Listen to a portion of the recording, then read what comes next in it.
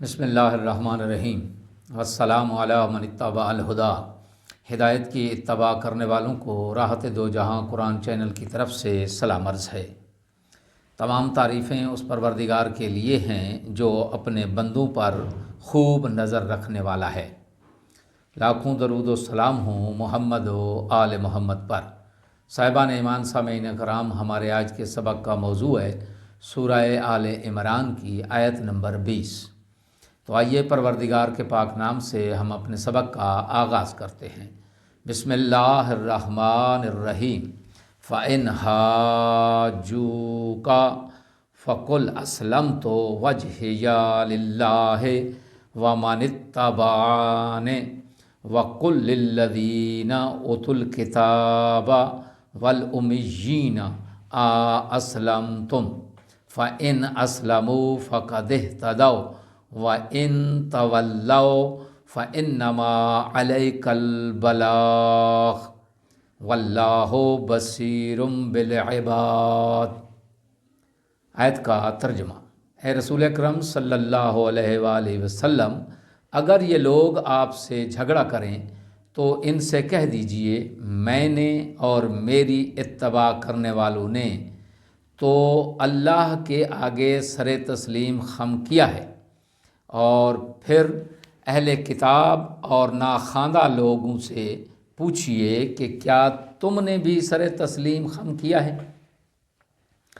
اگر یہ لوگ تسلیم کر لیں تو ہدایت یافتہ ہو جائیں گے، اور اگر منہ موڑ لیں گے تو آپ کی ذمہ داری تو صرف پیغام پہنچا دینا ہے، اور اللہ اپنے بندوں پر خوب نظر رکھنے والا ہے۔ آیت کی تفسیر۔ فَإِنْ حَاجُّوكَ، یہ آیت نجران کے اس وفد کے بارے میں نازل ہوئی جو مسیحیت اور اسلام کے حوالے سے بحث و مناظرہ کرنے کے لیے آیا تھا۔ ان کے بارے میں حکم ہوا کہ وہ آپ سے بحث کریں تو آپ کا جواب یہ ہونا چاہیے اسلمت وجہی للہ ومن اتبعانی، یعنی میں نے اور میرے پیروکاروں نے اپنے آپ کو اللہ کے حوالے کر دیا ہے۔ اس میں دلیل یہ ہے کہ جس اللہ کو تم بھی خالق مانتے ہو، ہم صرف اسی کے سامنے سر تسلیم خم کرتے ہیں۔ تمہیں بھی ایسا کرنا چاہیے، اور اپنے خالق کی بندگی میں کسی اور کو شریک نہیں کرنا چاہیے۔ ساتھ یہ بات بھی واضح فرما دی ہے کہ جو لوگ اللہ کے لیے تسلیم و رضا کی منزل میں نہیں ہوتے وہ کلمہ حق نہیں سمجھتے، ان سے بحث و مباحثہ بے نتیجہ ہے۔ وَقُلِ الَّذِينَ، اہل کتاب اور ناخواندہ لوگ، ان پڑھ لوگ یعنی مشرکین، دونوں کو صرف اللہ کی بندگی کرنی چاہیے، کیونکہ اللہ ان دونوں کے نزدیک خالق ہے۔ اگر وہ کسی دلیل کو سمجھنے اور ماننے پر آمادہ ہو جائیں تو اس دعوت کو قبول کر لیں گے۔ اسلمتم، کیا تم نے تسلیم کیا ہے؟ تم اسلام قبول کرتے ہو؟ یہ جملہ بعض کے نزدیک حکم ہے، یعنی اسلام لے آؤ، اور بعض کے نزدیک تحدید ہے۔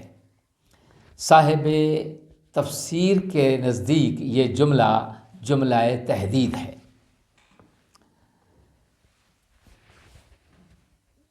اس پر واللہ بصیر بالعباد یہ قرینہ ہے۔ وَإِن تَوَلَّوْا، اور اگر وہ قبول نہیں کرتے اور منہ موڑ لیتے ہیں تو انہیں ان کے حال پر چھوڑ دیں، اور ان کے گمراہ ہونے کے آپ صلی اللہ علیہ وآلہ وسلم ذمہ دار نہیں ہیں، آپ کا کام ہے پیغام پہنچا دینا۔ فَإِنَّمَا عَلَيْكَ الْبَلَاغُ، آپ صلی اللہ علیہ وآلہ وسلم کی ذمہ داری تبلیغ و دعوت ہے، نہ کہ جبر و بحث۔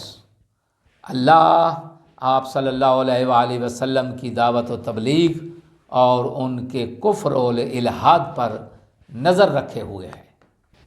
آیت میں بیان ہونے والا اہم نقطہ، اور وہ ایک ہی ہے، وہ یہ کہ انسان اپنی ذمہ داری نبھانے کا ذمہ دار ہے، نتیجے کا ذمہ دار نہیں ہے۔ دعا ہے کہ خداوند عالم ہمیں کلام پاک میں تدبر اور تأمل کرنے کی توفیق عظیمہ عنایت فرمائے۔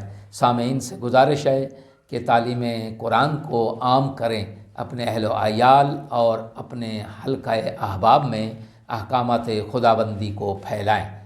وآخر دعوانا ان الحمد للہ رب العالمین۔